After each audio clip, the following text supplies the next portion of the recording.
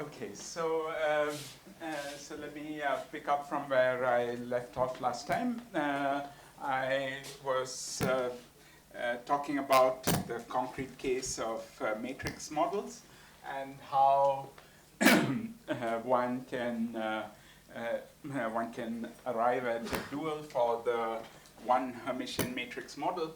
But in doing that, we'll take a small detour, and you'll see how it will connect to what I said last time by the end of the lecture, which is to show an equality of two matrix integrals. And I think this is interesting in its own right, because it's a simple illustration of what we call open-closed open triality. I mentioned last time certain physical interpretation of these integrals, so I'll come back to it later. But right now, let me focus on just the technical details of how you would go from here to here. This is it's very elementary, so it's something I think everyone should know as well, because it uses a very standard trick, the Hubbard-Stratinovich transformation, which arises in many contexts. So that's why I thought it might be worth doing it a little bit. But given the constraint in time, and perhaps I'm taking a tutorial today, so I'll go through some of the details maybe in the tutorial, but I'll try to outline the different steps in going from here to there, and then we'll talk about how it will connect to our description. So the steps are, so we'll do it in 4 steps to go start from here, let's say, and try to go here. So the first step is to write these determinants as, so firstly, a trivial rewriting of this determinant, which is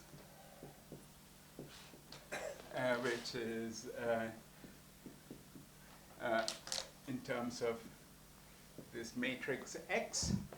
I can write it in the tensor product of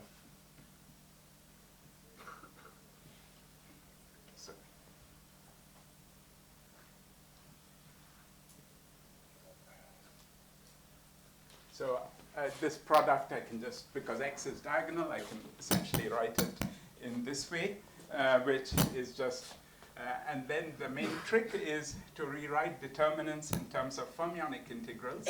So I write it like this. In terms of fermions, which now carry indices in the bifundamental. So ABC will refer to the Q by Q indices, and IJK will refer to the N by N indices.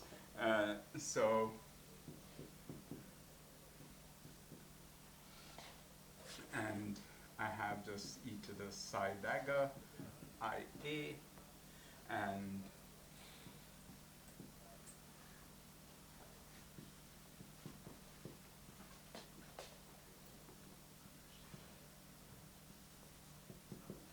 so I'm just rewriting this in full detail in terms of all the indices. X is of course a diagonal matrix, so it has just written it as XAB. So this is of course an identity that you learn when you do Grossman integrals. So you insert this into the integral over here, and the nice thing you notice now is that this integral is linear in M, because the M dependence here is linear, and the M dependence here is also linear in the exponent. So you can do the M integral. The M integral is just, so I'll be a little cavalier with various choices of contours and so on, but that's something that I won't go very deeply into. So the M integral being linear gives you a delta function. So step 2 is integral over M gives a delta function, which is essentially what multiplies M.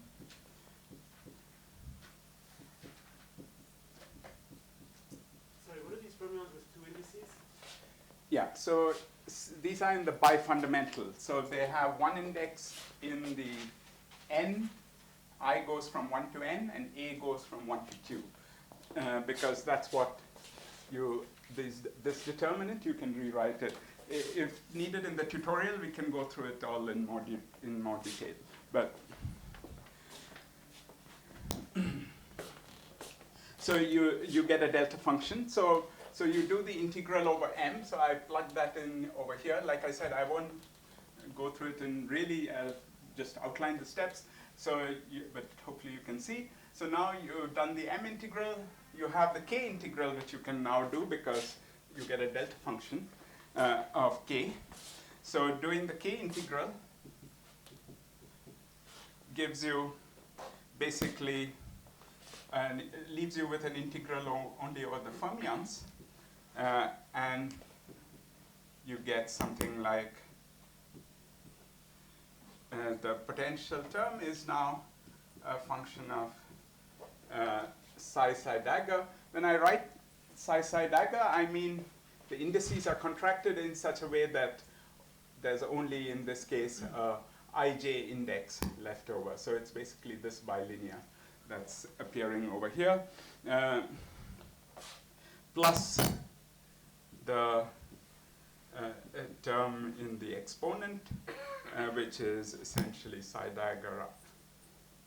So all this is in the exponent, and then I have something like. So there was this fermionic term, which gives you this, and then when you do the k integral, this one, k times y gives you the other fermionic bilinear psi dagger. Does this make sense? So I've done the integral over the bosonic degrees of freedom, and I have something just in terms of the fermionic degrees of freedom over here. So now you sort of reverse the steps. You integrate in a new set of variables, but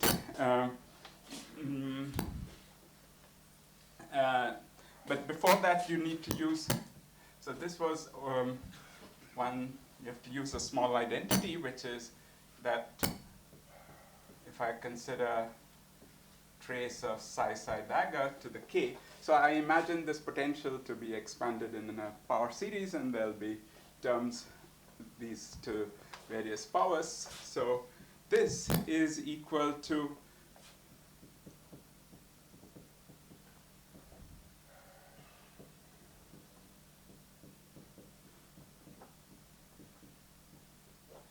so this is easy to see using the fermionic statistics. So remember, what is this? This is basically a matrix which has indices I, A, J, A, sum over A. And here I write it as,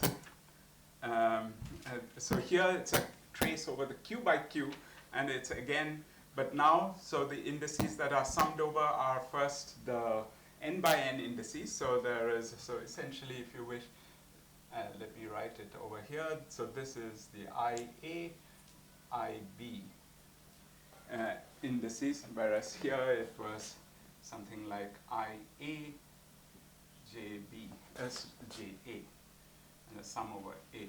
So that's the matrix, and then you take it to the, so it's a matrix in the IJ label, and then you take it to the kth power, the trace, and here it's a matrix in the AB space, and to rearrange this, the sum, you just use the usual fermionic statistics. It gives you effectively a minus sign.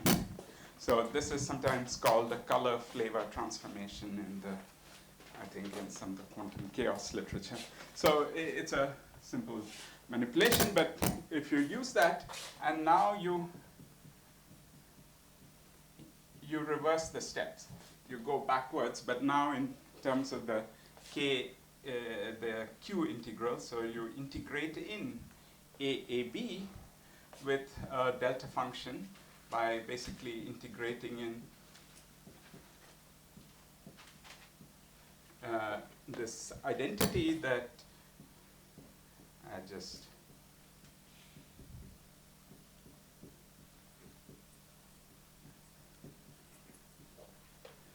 So this is just an identity, 1. I can insert this 1 into the path integral, into this path integral that's there, and introduce a Lagrange multiplier also for b, and exponentiate it. And what I'll be left with is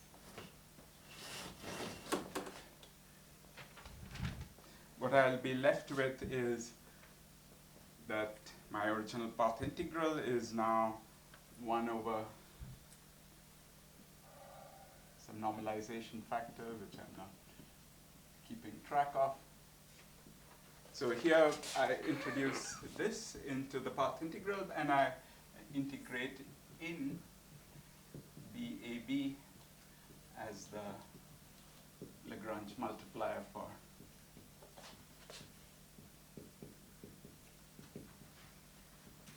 this delta function. And so the final result is that you get this times the fermionic integrals, d psi dagger, and then e to the minus 1 over g, and now this trace q of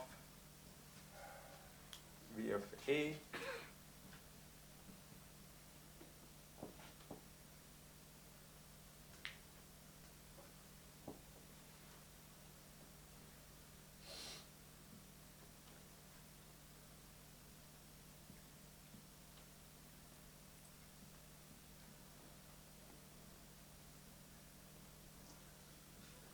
all this is in the exponent.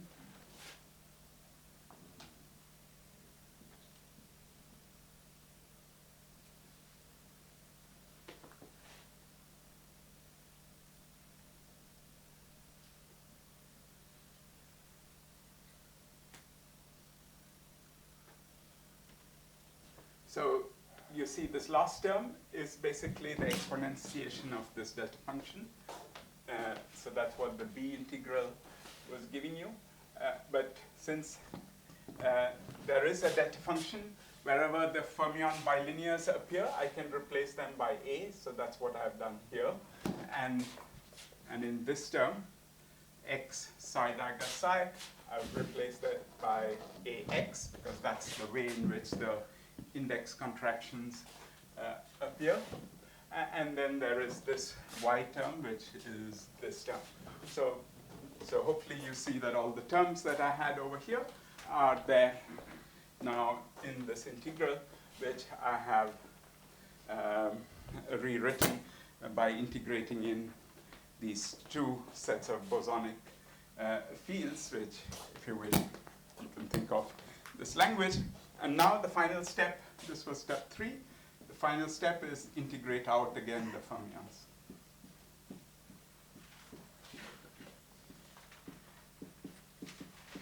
And you can do that because it's quadratic in the fermions. You see what appears over here, the psi dagger psi, the psi dagger psi.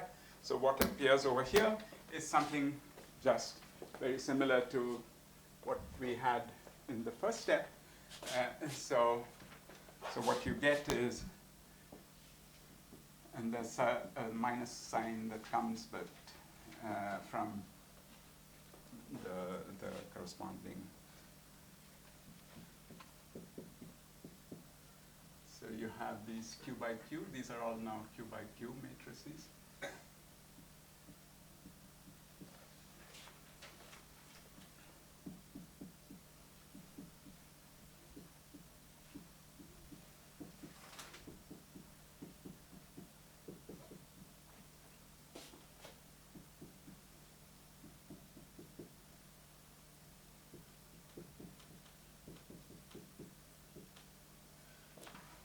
This gives you a determinant of B, because you see a determinant of y minus B, because that's yij is a diagonal matrix, and then you have this B over here, so that's what you get. So that's what our final answer was over here.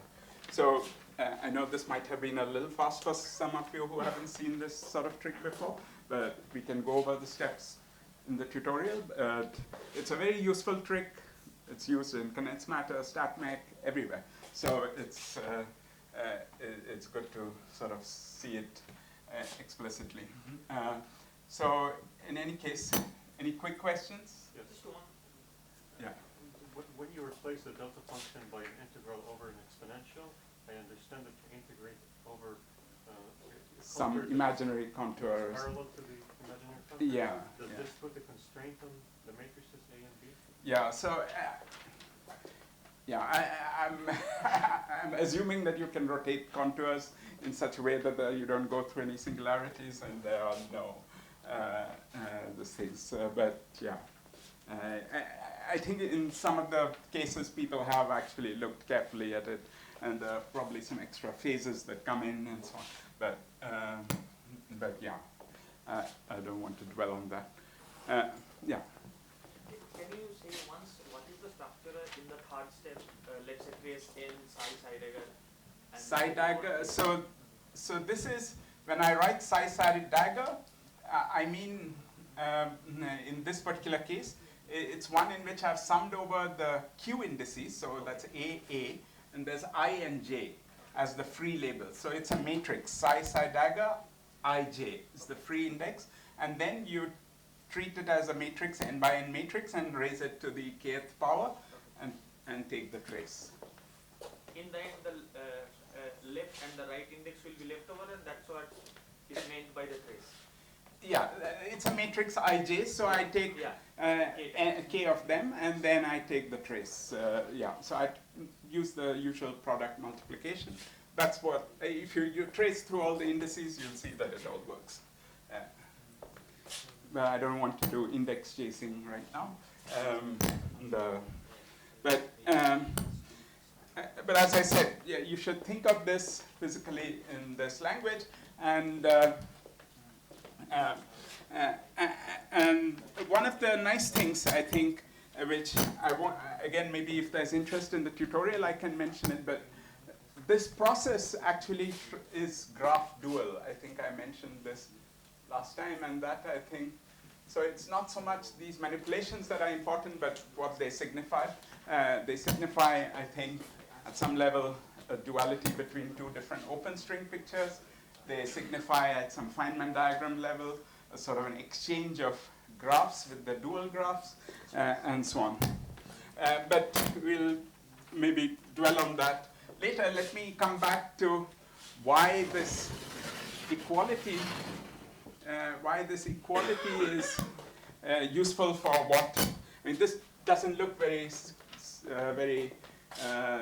related to the Gaussian or the one matrix integral. I started with a two matrix thing, but we'll see that this is actually useful for the one matrix case. So that follows by just specializing this. So let me specialize this identity to the case where the potential is quadratic. So we'll take it to be something like just k squared. We'll take the parameter G inverse to be n. So there are all these parameters here, the x's, y's. And furthermore, we'll take y to be 0. Okay? So one of them I'm setting to 0. You'll see at this stage they look kind of symmetric. It looks like just an interchange. It's just, but actually you'll see that when you sort of specialize, it's actually it'll give you something very different looking on both sides. So if I specialize the left-hand side, if this is quadratic, then I can do the k integral now, right? Because that's Gaussian. If I do the k integral, I get a quadratic expression in, so I've set y equals to 0, so now let me specialize. So let me write it over here. So y is going to 0. This is going to k squared. There's no minus sign in that, this thing. It's sort of, again, the contour, because when you do that, you get the m squared with the minus sign. So Yeah, you could have put an I over here and done all that with the same, but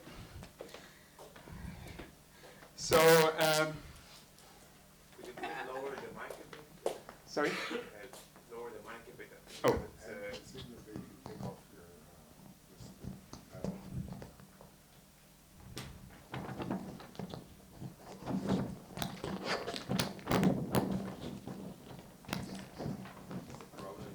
Not theory.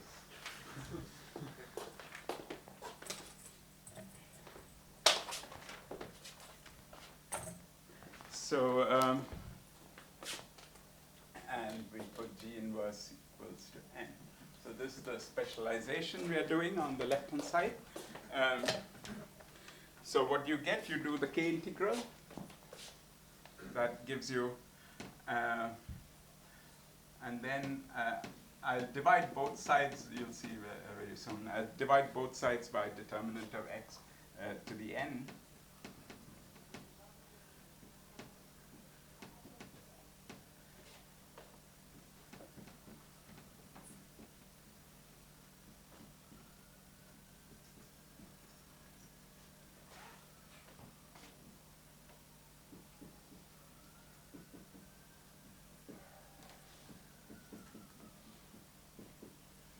So I've reduced my left-hand side to a one matrix integral. So now here I said y is equal to 0 here. So again,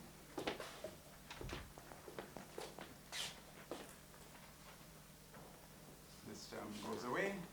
This is the same quadratic, it's a square. And this is again g versus 1 over n. So on the left-hand side, on the right-hand side, so we get this is equal to, and since I've divided both sides by determinant, I have this and integral dA dB e to the minus, okay, not 1 over g to the minus n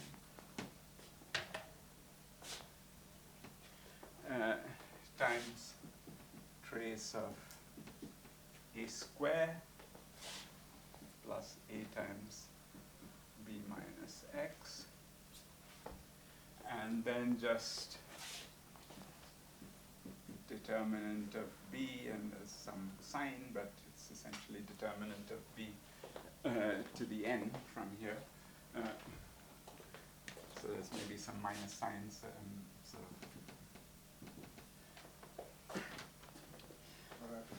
How did you got Q? sorry, to the, no, there are n of them, so I get determinant of b to the n. The normalization, yes. We didn't say what it was anyway.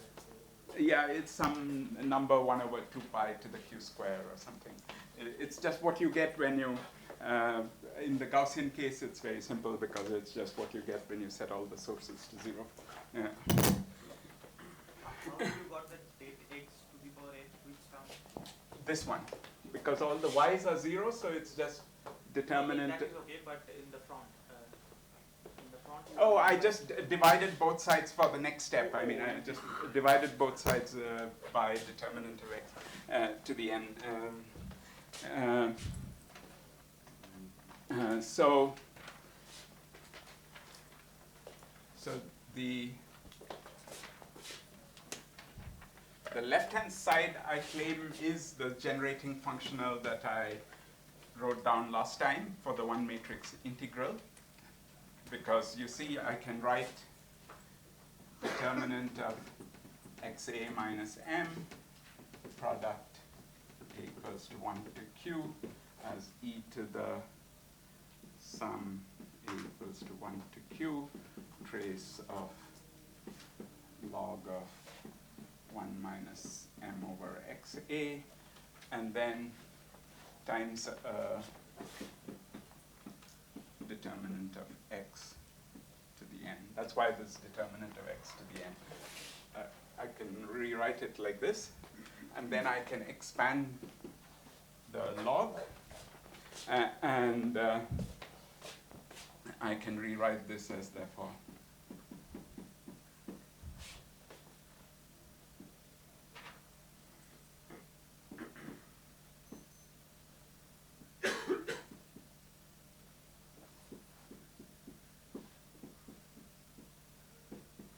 so I expand the log, and the each power of m, the coefficient I call tk bar. So tk bar is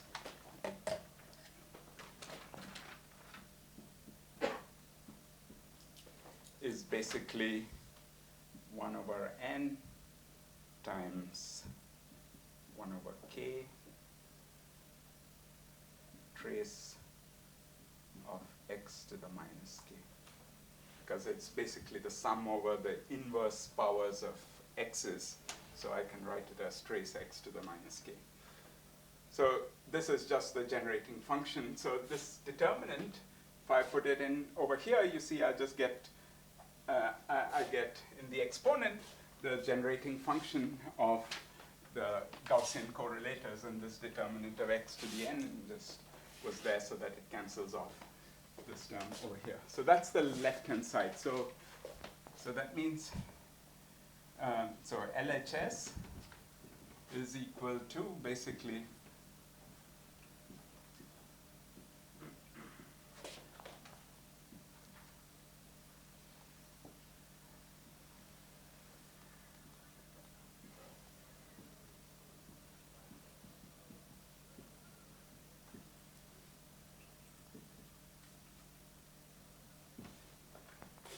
okay, so this is what I wrote down yesterday as the generating function of correlators of the one Hermitian matrix model. Fine, so that's the left-hand side. Now what do we do with the right-hand side? That looks quite a bit of a mess. So, so let's look at the right-hand side, and it actually simplifies in this limit. Well, it's a different simplification you have to do. You have to realize that you have to define C, a new matrix C, which is A times B, because you see over here, there's this combination AB appearing, then there's A square, and then here there's B. If I define C to be A times B, this becomes a linear term in C. This can be written, because it's the product of, a determinant of the product, so the product of determinants, it can be written in terms of determinant A and determinant C, and the whole thing factorizes. The right-hand side factorizes into the product of two integrals. So you get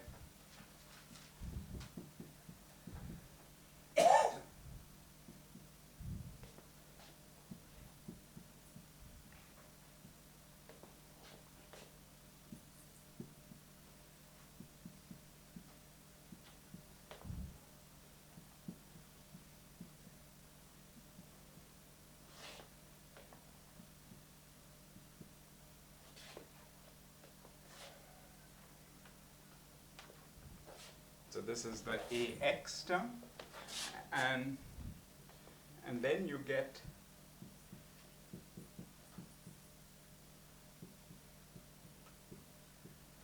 a term involving trace log A. That comes because when I put B is equal to C A inverse, I get one term which involves, there's one term that comes from determinant of A. I exponentiate, I get trace log A that comes with this factor of n. Then this factor of q comes because there's a Jacobian that I need when I go from here to, so I'm rewriting this into factorized into sum over A and C. So I get a Jacobian, and that Jacobian gives you another factor of this q. So you have this, and then the C integral, as I said, that factorizes, and but that's also a nice integral. What you get is,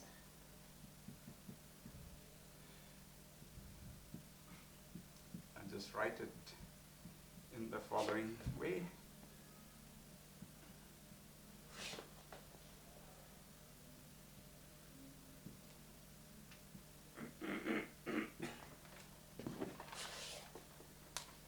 So I've factorized the right-hand side into a product of two matrix integrals.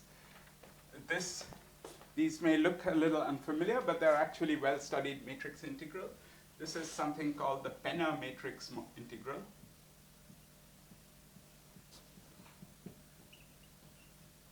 Which was actually introduced by mathematician Penner as the generating function of the Euler characteristics of moduli space. And you can put it in a standard form by shifting sieve so that you can write it as basically a logarithmic potential. So this side is, and you see this side doesn't depend on any of the sources, the x's, for instance. So we've set y equal to 0, so our sources are x's. So this just depends on n and q. It's some number that depends on n and q. So everything is essentially in this integral over here. And this integral also looks a bit unfamiliar, but it's also been studied in the literature. It's what is called the Imbimbo-Mukhi matrix model.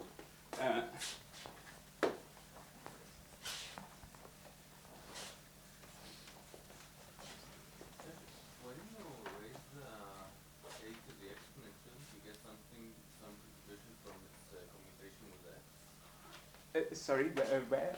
When you raise when you raise the experiment to the exponent, shouldn't you get something from its commutation relation with x because of the exponentiation rule?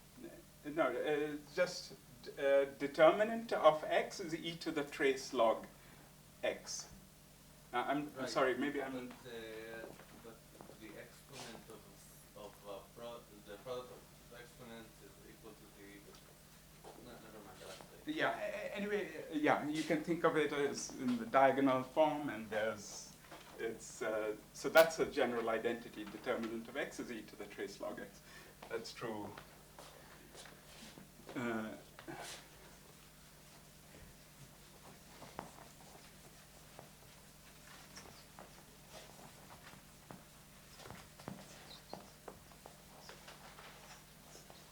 Okay, so that's some matrix manipulations. But I just wanted to show you, at least sketch the outline of this, because it's because just to show you that it's very concrete. But the main point is not the manipulations, but to the outcome.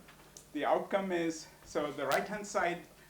Okay, so firstly, let me write down what is this Imbimbo-Mukhi matrix model.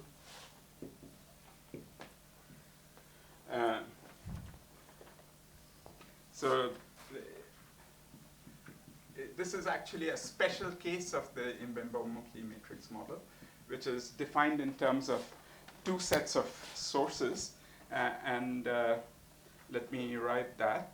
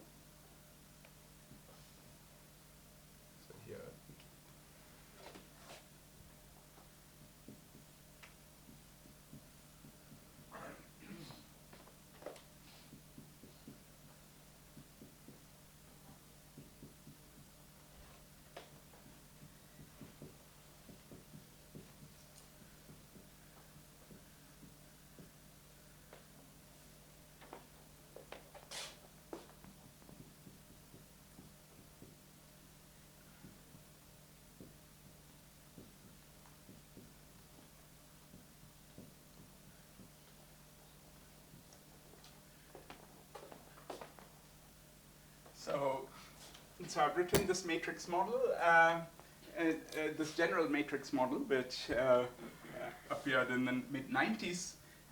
It has, you can see that this matrix integral that we have on the right-hand side is the same as this. So RHS is equal to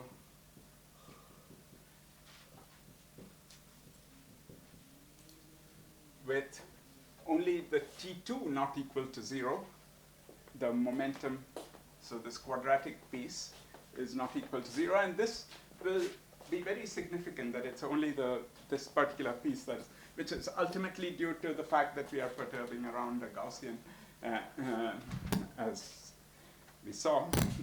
So we see that the right-hand side is basically this, and with TK bars, and you see the definition of the TK bar is essentially is the same as over here. I think I wrote it somewhere, which may be hidden in the blackboard now. So the TK bar, but we have n is I mu in terms of the parameter mu that entered into their model. This mu has an interpretation which I'll come into later when I tell you where this matrix model comes from, but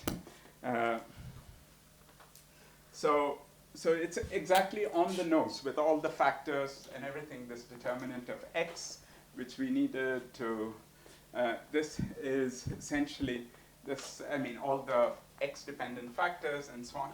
And then there is this Penner integral, but so there is the Penner integral times this matrix model. But the Penner integral, like I said, doesn't depend on any of the sources. So this is an equality which follows. So you see, it's the Gaussian generating function of Gaussian correlators is related to this much more weird-looking matrix model. But where did this matrix model come? This is actually something that was constructed in the mid-90s to reproduce string amplitudes in a particular so-called non-critical string theory, the C equal to 1 string theory, compactified. So let me say a little bit about that.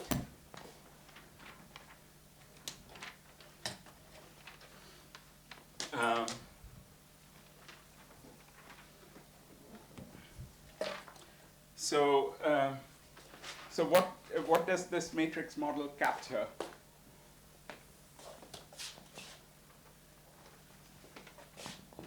Just a question.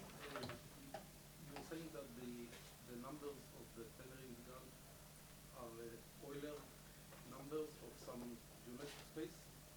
Of the moduli space of Riemann surfaces, punctured Riemann surfaces. So ZP, this Penner, this thing, it depends on two parameters, Q and N. Basically, it generates the Euler characteristics of moduli space of genus G with N punctures, and the N weights the genus, and the other parameter weights the number of punctures. I see, but it's always a Riemann surface. Yeah, regular Riemann surfaces, genus G, and punctures. So that's what, as mathematicians, they were interested in computing those numbers, and this matrix model was a very nice way to generate that computation. So they sort of independently arrived at this matrix model technique. And similarly, I think Harrer and Zagier also, I think, did this in the mid-80s. I recently met Zagier, and he was telling me that in the mid-80s, he did this matrix thing as a way to solve this combinatorial problem, and he went around giving talks, and then only much later he was told that physicists had already invented matrix models to solve similar combinatorial problems. So In fact, it shows that here it's not a coincidence, right? There must be some reason. Yeah, there's a reason. It enters into the C equals to 1 model. It's very much an integral part of this duality. Yeah. That's a ZP, right? RHS? I mean, I just wrote a ZP inverse because, New normalization. sorry, I should put it as Z. Yeah, the right-hand side here is just the Penna integral times the Imbimbo. This is the ZIM. This one is ZIM. And this is ZP.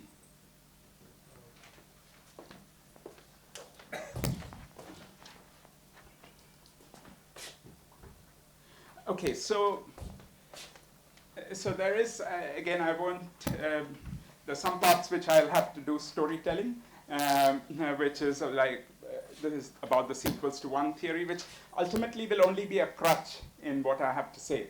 So it's only a useful intermediary in arriving at the final, at the kind of derivation I want to get towards. So I don't want to go into detail into the sequel to one string theory, except to say that it's basically single boson, free bosons, is equal to 1, coupled to equal to 25 Liouville theory. And the boson is at self-dual radius. You can choose it to be at any radius, but you take it to be at the self-dual radius here. And this boson is sometimes called the tachyon, very confusingly in the literature, but it's not a tachyon. It's just a regular boson. So I'll use that terminology. So the modes, the physical modes of the string theory can be labeled by should I load it? Yeah. Maybe it's when you plug it in to the device. Below. Sorry? Needs to below. Even this? Below even more? Okay. Mm. So,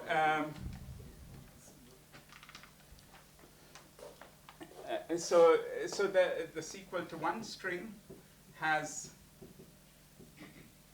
these tachyon modes.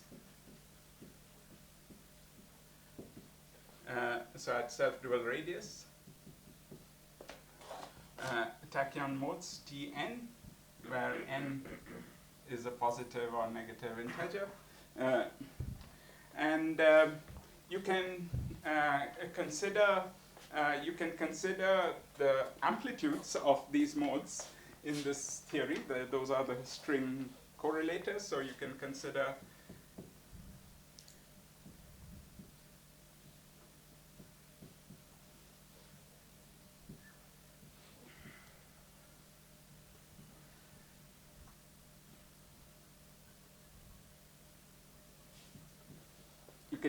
some number of positive tachyon momenta, some number of negative tachyon momenta, and with momentum conservation being the only constraint, this is a non-zero. This gives you a whole set of physical correlators, and this matrix model was designed to be the generating function for these correlators. These are some numbers that depend on the parameters. So this theory has a parameter mu, which is the so-called cosmological constant, which is essentially a genus expansion parameter. So that's the mu that appears over here in this original model. So you can consider these correlators at any genus G. This theory has many nice properties. It has some so-called W infinity symmetries, and indeed, initially, it was, I think, Moore, Plesser, Ramgulam who computed these, and Dijkgraaf, Moore, and Plesser tried to write down a matrix model that would reproduce this, very much like the Kontsevich matrix model reproduces the C less than 1 string theories correlators. They got it wrong, and the Imbimbo-Mukhi corrected the matrix model, and in very significant ways, actually. So this is the final form which reproduces all these correlators. So basically, this is up to some factors which are not important really.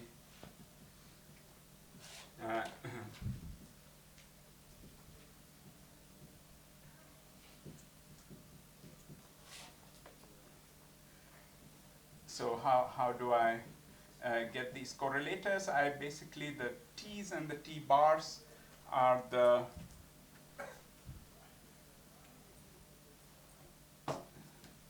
you take the derivatives with respect to the t's and the t bars, and of the log of this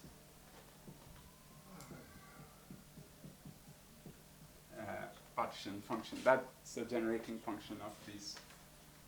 So the left-hand side is the CFT It's a string correlator. So it's a full-fledged string theory. Yeah.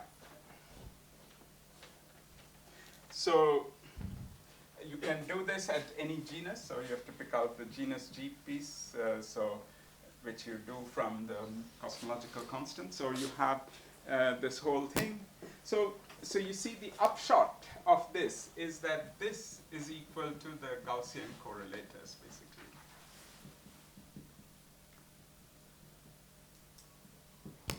In the So- matrix, this X matrix, Xi can be complex. X's are these, yeah, it's a source. You can take it to be complex if you want. The T's, I mean, the X's are there as, remember, Trey, I wrote it here. The TK bars are essentially the X's, so it's just a way to package the T's.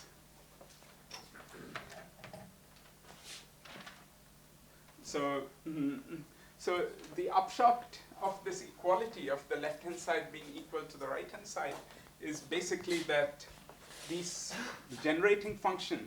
So, okay, so here you differentiate and you can set T's and T bars to be anything, but here, so the statement is that this is equal to this thing with T2 not equal to 0 and TK bar not equal to 0.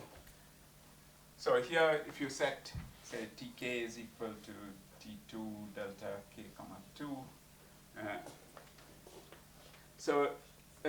oh, sorry, I should have said something. I made a mistake. I mean, it's not accurate. So I should not put this. So the statement that follows from the equality is that here we don't take, we turn on T2, but let me not take any correlators of the positive momenta. So the statement is that this is equal to product j equals to 1 to n.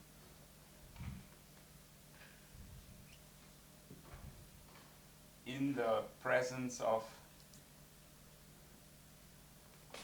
the mode with momentum 2. And of course you can take TK bar. So essentially up to maybe some factors, some 1 over these normalization factors. Basically the statement is that the Gaussian correlators, and I can do this for any genus G, the endpoint function, because it's the same expansion.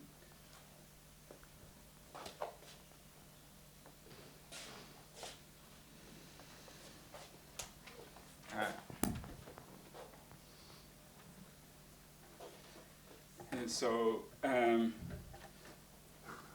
so this is something that follows from these identities of this matrix. And if this was a sort of an indirect argument, we did some sanity checks, which reality checks, if you wish.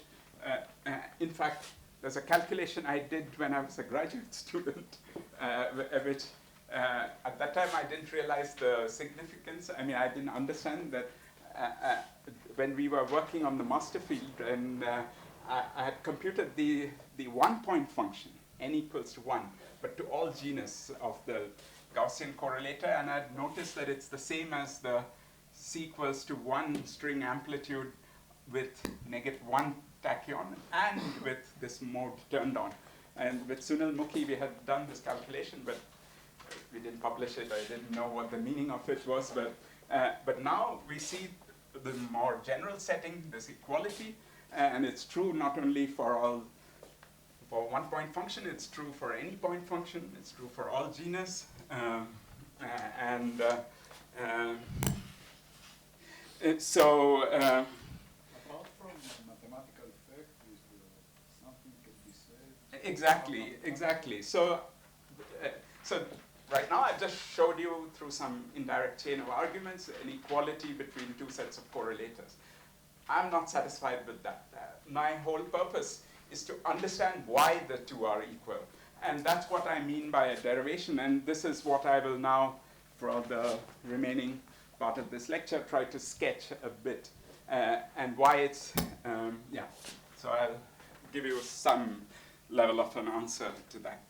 So for that, but this is an important crutch or an intermediate result, because it firstly tells you that there is this equality, so it gives you a sort of a verification of the following. So now, again, I have to tell you some things which were studied in the 90s about the equal to one string at the self-dual radius. That this is there's a closed string background, as I mentioned to you, but there are equivalent topological closed string description. So the ordinary minimal models were also the minimal string theories were also fruitfully interpreted by Witten and others as topological 2D gravity coupled to some topologically twisted matter theories. And in that same vein, people tried to look at the equal to one string theory, especially at the self-dual radius, where you have, in a sense, very few states. And they realized, and this was, so that there are two pictures. One is the A model picture on this Kazama-Suzuki cigar, which I mentioned last time, so this was proposed by Muki and Wafa. And it was motivated by many considerations. It was actually, they even gave us some proof of it in some sense, that this must, because this is a statement about two different closed string backgrounds. There's a C equal to one string background, which I roughly told you what it is, free boson and fermion. You can use, and they showed that by some field redefinitions, you can map it to this theory, because this is geometrically, it's like a cigar. So this is sometimes called the cigar geometry. And there's a compact direction, which you can call X, and there's a radial direction, which you can call some kind of a Liouville-like direction. And this X and phi can be mapped onto the X and phi that I mentioned earlier in the topologically twisted theory. So they gave this, then there have been many checks and so on. People have by now essentially verified that the physical amplitudes in this theory reproduce the physical amplitudes of the C equal to one string theory. So this is one statement. There is also a mirror version of this, yes. So when you say type A, you mean that it's holomorphic configuration? Yes, exactly. That will be very important, yeah. Are you going to record the way this duality works? Between this and this, no, I don't want to, I don't have the time to go into detail, but as I roughly said, it's basically you can go to some Wakimoto type of variables for these and then do some small field redefinitions, but you can kind of roughly see that there's one compact boson here, one phi direction, which is the radial direction, and that's how, I think this was... But this is the only thing I can see. Yeah, so, but people, you have to go into it in more detail. I mean, people, I can refer you to a paper of, I think, Nakamura and Nyarkos, and then in mid-2000s, and Takayanagi and collaborators, they showed that you can map the correlators using the developments in Liouville theory, using the explicit form for recursion relation for correlators So in it's meant Liouville. that there is something deep behind Yeah, I mean but it's a close string kind of equivalence of two close string descriptions, if you wish. But yeah, it's definitely interesting. But it's something that I want. I think material that is maybe not very familiar, but I think has been explored by people. There's a B model which I will not have time to go into but as I said, it's in terms of a Landau-Ginzburg superpotential, and there's a dual of this which was like this supersymmetric version of this FZZ duality of Hori and Kapustin. So that's another way you can, yeah, it depends on what you believe, and if you there's another body of work in which Ami and others and Debashish Ghoshal and Mukhi, they looked at this superpotential as the one that describes equal to one string theory, and there's a Hori Kapustin like duality, mirror duality between these two. But I won't talk so much about this given time. But I don't know. So It's different. I mean, that's just a mirror. One CFT2. You can call it. Yeah, you can. They're equivalent. Exactly. I mean, so these are just different presentations of same CFT. But this language will be more useful for us for that, trying to understand this equality. And actually, this is a particular point where it's neither Siga nor Landau-Ginzburg is both equally contributing to the theory. It's the transition point, if you wish. Yes. So this is why this both equally dominating. Yeah. So it's nice for many reasons. So that I'll come to maybe that's what I will spend the remaining 20 minutes. Okay. Actually, I wanted to. Yeah.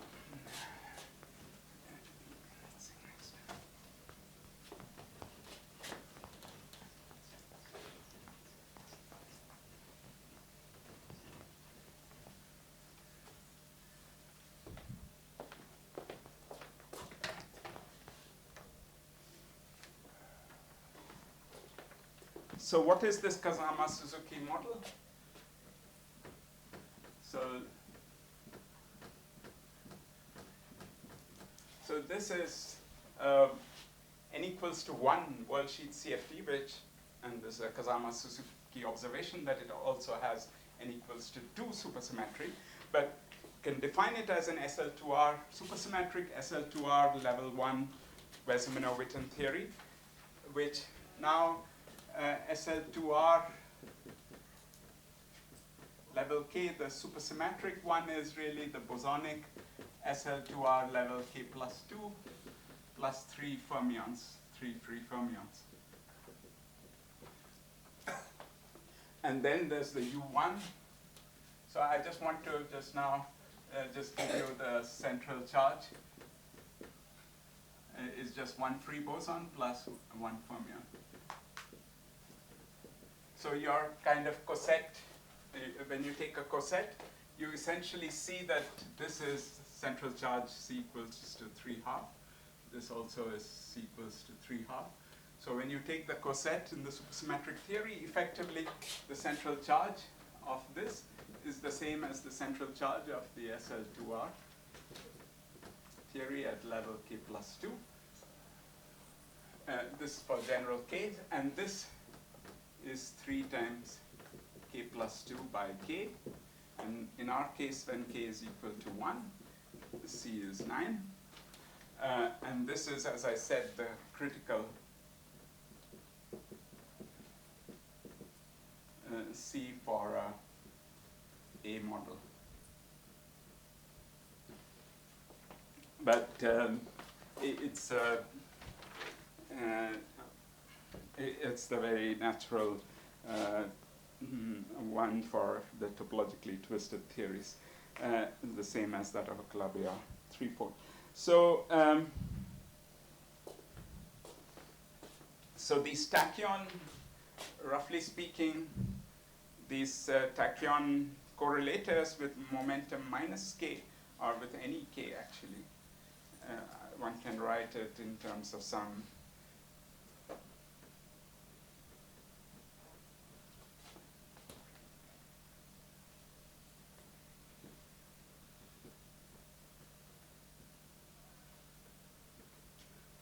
so you can write these correspond to these, if I call them Vk.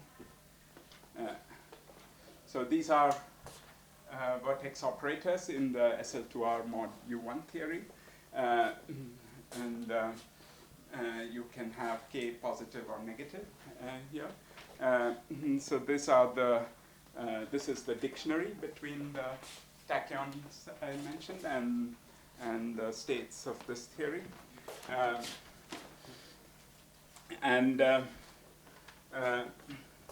You can actually do a more detailed analysis, as was done by, so one thing I just want to point out here is that the k equals to 2, T2 corresponds to basically e to the minus I, root 2. Rajesh, Yeah. one K is for the level and the other K is momentum. Yeah, okay, so let me in this. This is the only time I will use this k, so I'll call that k triple.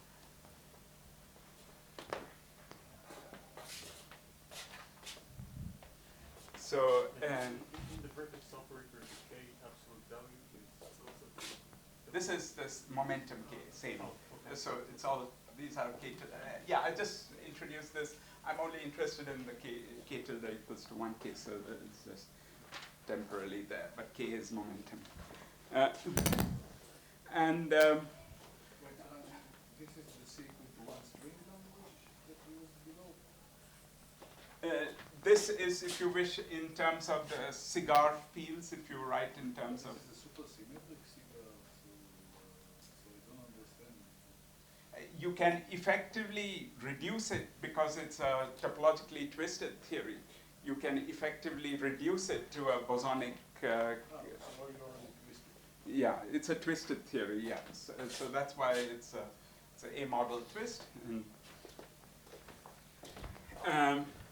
So the SL2R theories are actually, and this was not appreciated, I think, in the 90s when people studied this, because people had not studied the string theory with the SL2R had not appreciated all the subtleties, which I think was first this important notion of spectral flow in these theories, that there are sectors of the Hilbert space that you need to include, which are related by the spectral flow. I think that was first introduced by Henningsen and collaborators, but really it was Maldacena and Oguri in their analysis of the ADS3 spectrum with NS flux who realized the importance of the spectrally flowed sectors.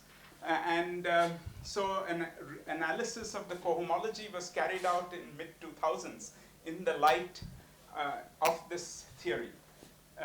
In fact, more generally, for general K. In the cigar, you don't need all this, just winding of the cigar. No, the physically twisted, the sectors actually correspond to because the level 1 theory, they correspond to the J equals to half representations, because at level 1 you don't have any space. No, I understand, but in SL2 you need all these things that you described. In the SL2 modeled by 1, this number W is not a promiscuous, it's just winding on the cigar. Yeah. It's the momentum. In fact, you can call it the K. It will be just the K. So that's indeed, you need these sectors, and this K corresponds. So all I'm saying is that in the cigar it's trivial. It's, once you realize that spectral flow is important, yes, it follows. But it was what I'm trying to say is that without realizing anything about spectral flow, in the cigar these are just winding and momentum of the cigar. Right. But I think what is important is that I think this language of the spectral flow is important when you study the correlators, when you study this thing in this language, because the physical Hilbert space, just like Maldacena and Oguri had this, the interpretation is not what I'm focusing on I'm focusing on the fact that the representations that one is considering of in the string theory on the underlying SL2 are these. And this will be very important because of something I'm just going to say, that so these correspond to these representations.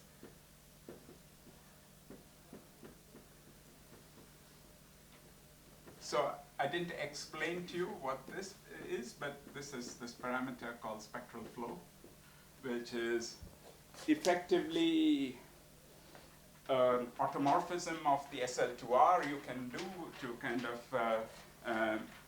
but it gives funny representations because they are sort of not bounded from below. But anyway, they are very important. They are By the necessary. way, if you decompose the SL2 on the cigar times the circle, it's not mysterious also in SL2. So, then you don't have to use this language at all. Yeah, but I think it is necessary to use the language because of the reasons that I'm just going to say. Because I think the spectral flow tells you something about the nature of the covering maps that are there. Because this spectral flow index corresponds to, it creates a branching of order k. It creates a branching of the world sheet to the map from the world sheet to the space-time has a branching of order k. This is what I think is important. So in any case, so this the cohomology. What is very interesting is at level 1 you have, in general, this J parameter is the Casimir of SL2R. It can take on many values. But the nice thing about level 1 is that only the J equals to half representations survive, and these are so-called, they are like the discrete representations, the smallest ones, they're very special ones that sit at the junction of the discrete and the continuous representations. So, maybe at this stage, Why don't you have continuous representations in SL2 model? yeah, so that's this thing, because at level 1, you see that these, because essentially there are null states. That was very important in the ADS3 story, that we don't have these additional states. It's a bit... We have the same question there. It's more than I don't see why... For k equals to 1, for k equals to 1, they don't arise. You don't have scattering in the cigar? Why not? Sorry? Why don't you have scattering in the cigar? We have these amplitudes, yeah. And they are, in some sense, the theory is topological at k equals to 1. So it's only in the topological cigar that you don't have them, or in the... Yeah, this is the A model topological cigar. Topological cigar. Yeah. So that's what we are... Not in the cigar itself. Yeah, I was always saying that. This is the A model twisted cigar. No, A model means I don't... You didn't define That's the A model, topologically closed string cigar. That's what it is. Okay, in the interest of time, I should just go ahead. I think, so the importance of this is something which maybe in the next couple of lectures I will dwell on. In the ADS 3 times S3 times T4 theory, precisely, again, there's a SL2R. When there's one unit of NS flux, you have the physical states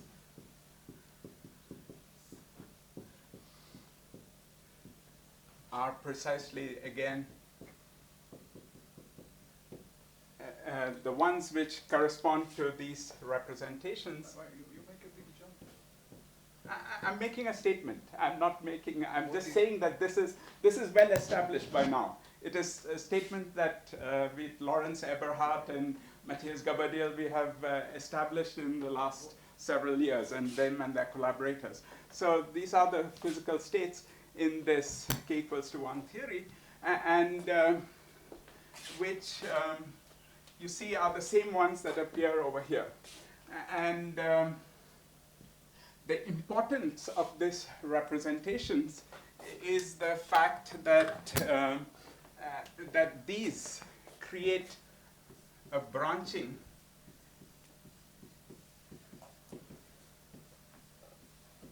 of order k. So locally, the map from the world sheet to, in this case it was the S2, which is the boundary of the SL2R. And there's a branching which is locally, so if you wish, x of z is like z to the k. So near the insertion, this creates a branching. That's, in a way, just follows from the definition of spectral flow. So this was very important because this was crucial for the matching of the correlators of this theory to the symmetric orbifold. And I'll say maybe more about this in the coming lectures. But what I wanted to say here was that you have exactly the same representations. And what we found here was that the correlators of these representations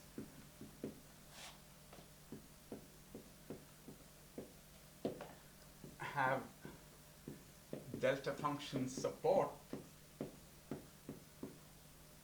on points of the moduli space which admit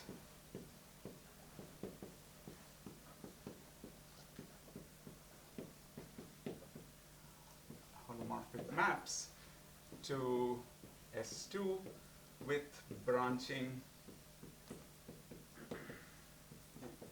Ki. So if I'm considering a correlator with many different Ks, then I have branching, I have branch points associated with each of these, and this, not every world sheet will admit holomorphic maps from the world sheet. Not every point in the moduli space admits holomorphic maps, because by the sort of Riemann theorem, I mean, if you look at the Riemann-Hurwitz equation, you see that the existence of branch covers is a very rigid problem. You can't, if I specify the points at which they are branched, then you get constraints on the locations on the world sheet. So if I have a world sheet sigma to S2 with some specified branching at various points, Zi, I have order Ki, and these are mapped to some Xi over here.